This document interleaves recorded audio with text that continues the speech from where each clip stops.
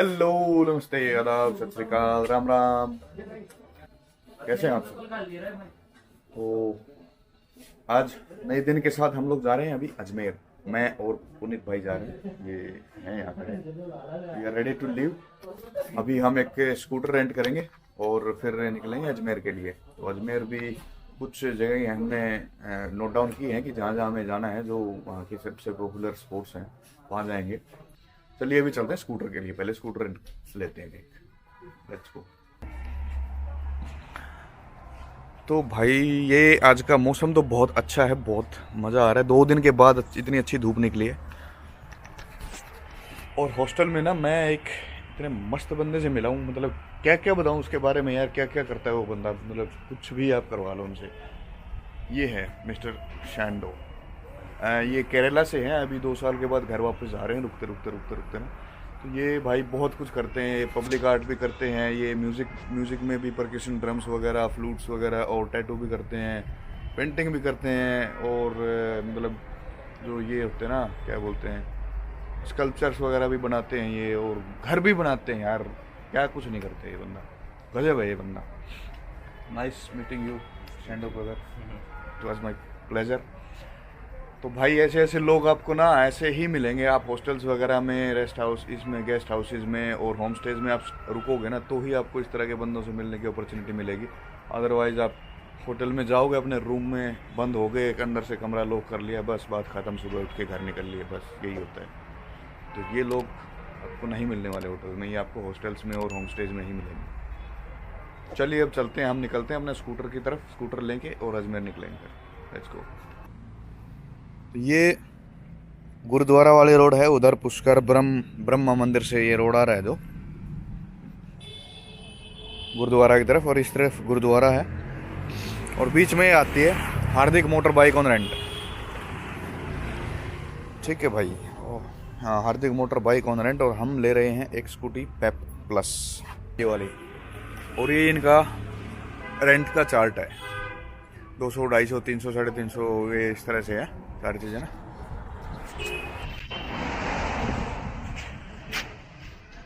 तो अभी इसकी फॉर्मेलिटीज़ वगैरह कर रहे हैं पुनीत भाई, क्योंकि उनको कल यहाँ रुकना है और मुझे कल सुबह यहाँ से निकलना है जल्दी उदयपुर के लिए। तो क्योंकि मुझे जल्दी हिच हाइक स्टार्ट करना है, तो इसलिए स्कूटी रिटर्न करने वही आएंगे, तो इसलिए उनका ड्राइविंग लाइसेंस यहाँ दे रहे हैं। और फॉर्मेलिटीज़ इनकी जो है, एक आपका ड्राइविंग लाइसेंस का नंबर लेंगे, एक आधार कार्ड की कॉपी लेंगे और 2000 रुपये डिपॉजिट लेंगे इसके लिए, स्कूटर के लिए, बस। और कुछ खास नहीं है। उसके बाद हम जाके मतलब उसके बाद हम स्कूटर ले जा सकते हैं। उसके साथ एक हेलमेट देंगे।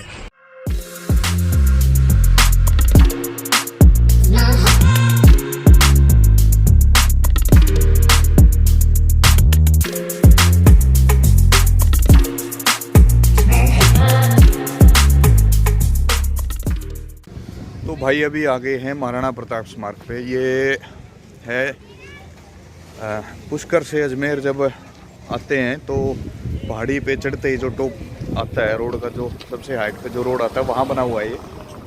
और बहुत अच्छा बना हुआ है चारों तरफ का। इसका व्यू बहुत अच्छा है। देखो मेरे पीछे, ये पीछे लिखा हुआ है आई लव अजमेर वाला, है ना।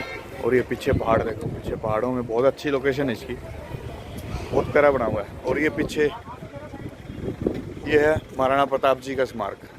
चलिए अब चलते हैं वहाँ, देखते हैं कैसा क्या बनाया हुआ है। उस पर कुछ लिखा भी हुआ है, तो वो भी देखते हैं क्या लिखा हुआ है। तो ये है जी महाराणा प्रताप।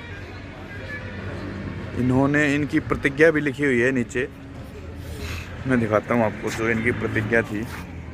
इसमें लिखा हुआ है, जब तक मैं शत्रुओं से अपनी पावन मातृभूमि को मुक्त नहीं करा लेता, तब तक न तो मैं महलों में रहूँगा, न सैया पर सोऊंगा, और न ही सोने चांदी अथवा किसी धातु के पात्र में भोजन करूँगा। वृक्षों की छाँव ही मेरा महल, घास ही मेरा बिछौना, और पत्ते ही मेरा भोजन करने के पात्र होंगे। तो भाई ये चीज़ें आजकल कर सकता है क्या कोई? मतलब ही नहीं है। इसलिए ये लोग महान थे, जो इन्होंने किया अपने लोगों के लिए, अपने देश के लिए, वो इनको महान बनाता है। और पीछे देख रहे हो पहाड़, क्या नज़ारा है भाई, गजब। उस तरफ महाराणा प्रताप जी, इस तरफ एक नंबर का पहाड़। और ये बाकी है अभी कुछ, ये पूरा नहीं है। ये आना सागर झील अजमेर। तो देखो अभी मैं पूरा ना घुमा के दिखाता हूँ आपको। ये यहाँ से देखिए अब सीन आप, आना सागर झील अजमेर, महाराणा प्रताप जी, और ये पहाड़ गजब है भाई साहब। बाकी यहाँ पे ना कुछ रेस्टोरेंट वगैरह भी हैं, अगर आपको कुछ रिफ्रेशमेंट चाहिए, खाना वाना खा सकते हो, खाना वाना खा सकते हो। तो यहाँ चाय वगैरह पीनी है तो वो भी आप पी सकते हो, कोई दिक्कत नहीं है, सारी चीज़ें अवेलेबल हैं। और ये पांडे जी इधर उधर।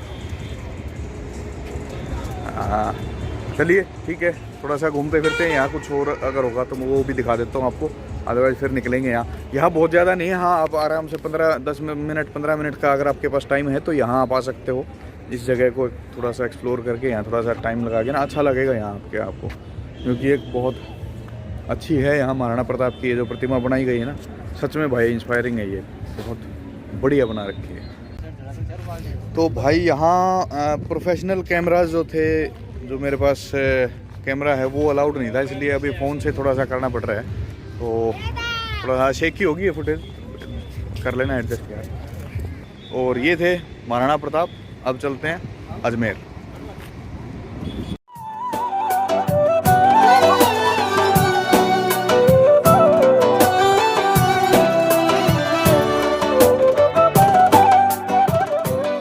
अभी हम जा रहे हैं अकबर्स पैलेस, जहाँ वो था बादशाह अकबर था, तो जब यहाँ अजमेर दरगाह पे आते थे वो यहाँ रुकता था, उसके लिए उसने अपना एक वो बनवा रखा था यहाँ पे ना, एक महल सा, जहाँ उसके सैनिक और उस रुकते थे आगे दरगाह पे जाने से पहले।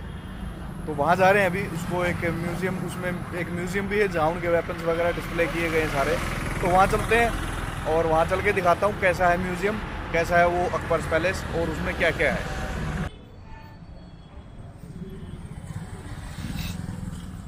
तो हम आ गए हैं भाई राजकीय संग्रहालय अजमेर, अर्थात गवर्नमेंट म्यूज़ियम अजमेर।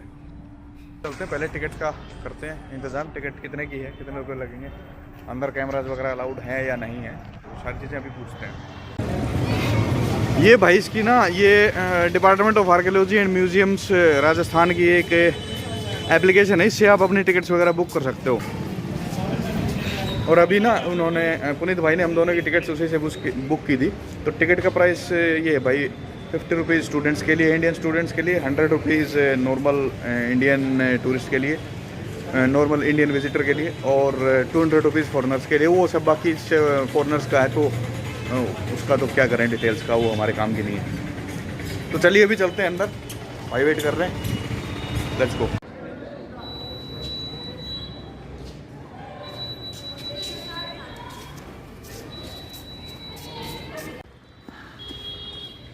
ये है भाई अजमेर का किला, अकबर्स पैलेस बोलते हैं इसको। ये जो है, ये सेंट्रल जो बिल्डिंग है, इसको रेनोवेट किया था 1905 में गवर्नमेंट ऑफ इंडिया ने। बाकी ये 1500 में इसको बनाया गया था, 1500 के आसपास इसको बनाया गया था इस किले को। और 1905 में ये जो सेंट्रल पार्ट है इसको रेनोवेट किया गया, बाकी तो एज इट इज़ है, मतलब रिकन्स्ट्रक्ट किया गया था इसको थोड़ा बहुत। बाकी है उसको मरम्मत वगैरह चलती रहती है, कोई अगर डैमेज टूट फूट थोड़ी बहुत होती है। तो ये पृथ्वीराज चौहान जी की प्रतिमा है, उनका डिपिक्शन है। और ये उनके कोई दोस्त थे जिन्होंने उनको कविता पढ़ के उसकी मोहम्मद गोरी की लोकेशन बताई थी कि वो वहाँ बैठे हैं, और पृथ्वीराज जी ने उस पर तीर मार दिया था, छाती फाड़ दी थी उसकी तीर मार के। ये है पृथ्वीराज जी की प्रतिमा। अभी चलते हैं, इसका इतिहास है, क्योंकि ये जो उनके दोस्त थे, जो दोस्त तो क्या, उनके लेखक थे, कवि थे, जो कविताएं लिखते थे, उन्होंने अपनी कविता में इनको, पृथ्वीराज जी को, अपनी कविता के उसमें शब्दों में ना मोहम्मद गोरी की लोकेशन बता दी थी, जहाँ मोहम्मद गोरी बैठा था। मोहम्मद गोरी ने क्या किया था, पृथ्वीराज जी को बंधक बना के उनकी आंखें गर्म सलाखों से फुड़वा दी थी। और पृथ्वीराज जी इतने तगड़े धनुर्धर थे, उनको शब्द भेदी बाण वगैरह चलाने आते थे। और उनको जब इसने बताया अपनी कविता के थ्रू कि भाई मोहम्मद गोरी इतनी हाइट पे उस एंगल पे बैठा है, तो उन्होंने आंखें ना होने के बावजूद एक ही तीर में उसको छाती में तीर मार दिया था उसके। तो चलिए अब आगे चलते हैं और देखते हैं और क्या है। तो ये मूर्तियां हैं भाई, ये 10th सेंचुरी की है। 10th सेंचुरी की और डिटेल्स तो भाई क्या ही बताऊँ इस मूर्ति के बारे में, क्या डिटेलिंग कर रखी है इसकी, गजब। ये भी 10th सेंचुरी की है, इसमें डिटेल्स थोड़ी सी ख़त्म हो गई है। अब बस वही है, कोई मूर्ति डिफरेंट कंडीशंस में होती है सारी, ये हो सकता है कहीं ज़मीन के नीचे दबी हुई हो, वो मंदिर वगैरह में रखी हो कहीं। और ये भगवान शिव की मूर्ति, ये 14th से 16th सेंचुरी के बीच की है।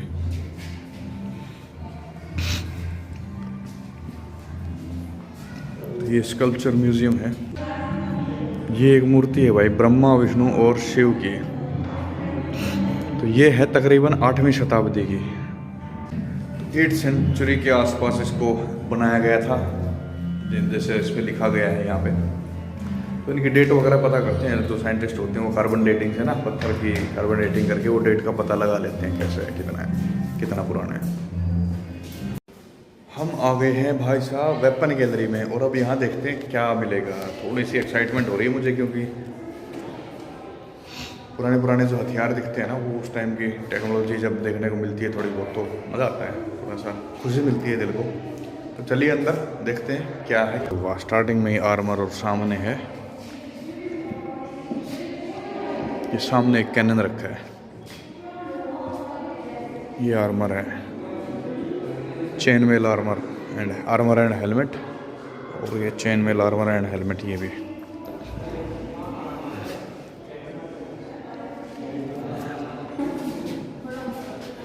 बो एंड एरो, तो ये शील्ड एंड डैगर है भाई। वैसे ये उस टाइम के पुराने तो नहीं है, हाँ इनकी दिखावट वैसी, बनावट वैसी है, उसी तरह से बनाया गया है, बट ये है तो बने तो हुए तो अभी हाल फिलहाल गई हैं। ये सिर्फ दर्शाने के लिए है, दिखाने के लिए कि उस समय पे किस तरह के हथियार होते थे।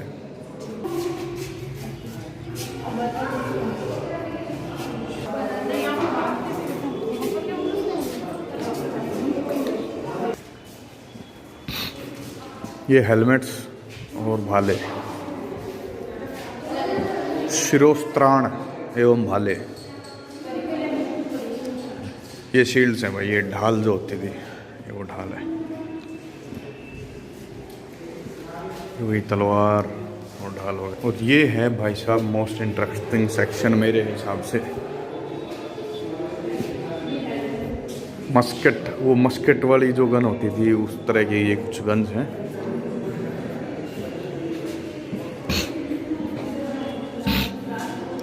ये मैचलॉक गन, तोड़ेदार बंदूक है। मतलब इसमें क्या होता था, इसमें पहले ना गन पाउडर डालते थे, गन पाउडर के बाद फिर इसमें बुलेट डालते थे।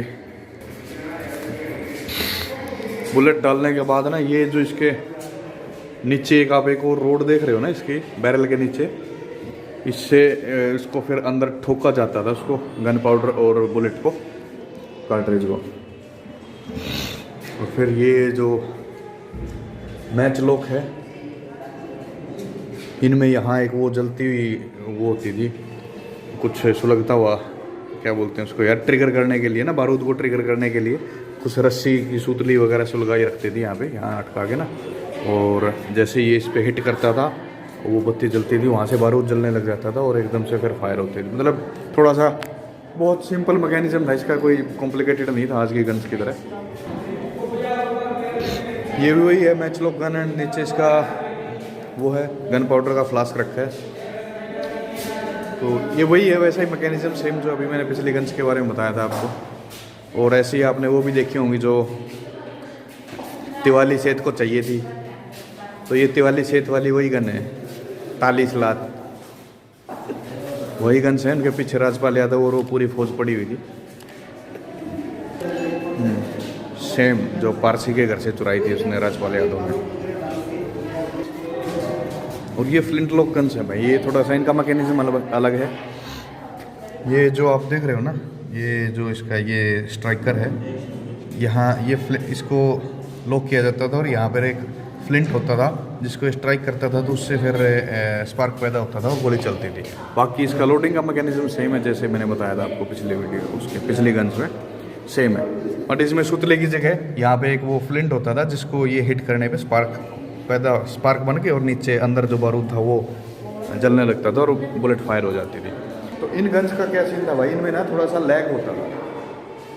जैसे ही वो होता था कि आपने ट्रिगर दबाया तो ऐसा नहीं कि इंस्टेंटली फायर हो जाता, तो कुछ मिली सेकेंड्स का डिले होता था उसमें, क्योंकि ये जो फ्लिंट होता था उसको वो हिट करके जैसे ही उसमें फिर स्पार्क बनती थी, उसके बाद फिर जो गन पाउडर था वो ट्रिगर उसमें स्पार्क की वजह से उसमें फिर एक्शन होता था, वो स्पार्क ट्रिगर करता था गन पाउडर को और फिर बुलेट फायर होती थी, इसलिए माइनर साइज में डिले होता था फायर में। और ये है भाई साहब बोल्ट एक्शन गन्स, जो आजकल आप लोग काफ़ी फेमस हैं। पबजी वालों को पता होगा, पबजी और क्या बोलते हैं कॉल ऑफ ड्यूटी वालों को पता होगा ये बोल्ट एक्शन क्या होती है। तो ये वैसे ही है जैसे कार 98 वगैरह, मोशन मैग्नेट आजकल चल रही है उसमें पबजी में, वो हैं। तो बोल्ट एक्शन ये है, इसमें सिंगल एक गोली लोड होती थी और नीचे मैगजीन लगती थी, एक बार में एक गोली लोड होती, मतलब नीचे मैगजीन लगती थी 4-5 गोली की। और ये इसका वो है कुछ वो डंडा सा लीवर सा ना, इसको उठा के पीछे खींचते हैं तो मैगजीन में से एक गोली अंदर चली जाती है। तो वही है, सिंगल शॉट गन थी ये। बोल्ट एक्शन ऐसी होती हैं, हर गोली के बाद आपको रीलोड करना पड़ता था इनको। तो ये है कैनन ऑन व्हील्स। तो ये कैनन ऑन व्हील्स है भाई, जो जैगड फोर्ट पे हमने देखा था ना, बहुत बड़ी तोप थी वो कैनन ऑन व्हील्स, सबसे बड़ा, उसी का मिनिएचर वर्जन है। उसमें कुछ एडजस्टमेंट्स वगैरह के लिए स्क्रूज थे, उसका एंगल वगैरह एडजस्ट करने के। अरे हाँ, इसमें भी है, तो उसमें तो हम देख नहीं पाए। ये है भाई, इसका एंगल एडजस्ट करने के लिए ना ये पीछे स्क्रू है, तो किस एंगल पे इसको फायर करना है।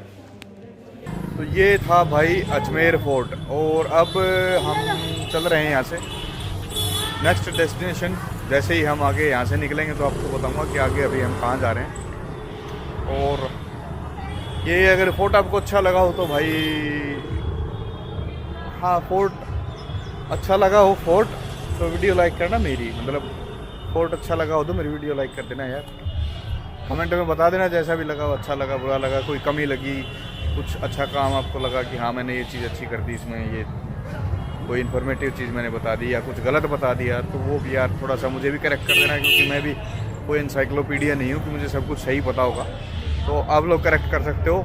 और मेरे राजस्थान से भी बहुत भाई मेरे साथ जुड़े हुए हैं भाई, अगर मैंने यहाँ कुछ गलत बोला हो ना, तो कोई इन्फॉर्मेशन मेरे मुझे अगर गलत, तो मेरी तरफ से गलत चली गई हो तो प्लीज़ मुझे करेक्ट करना कमेंट्स में। तो अभी चलते हैं अपने नेक्स्ट डेस्टिनेशन की ओर।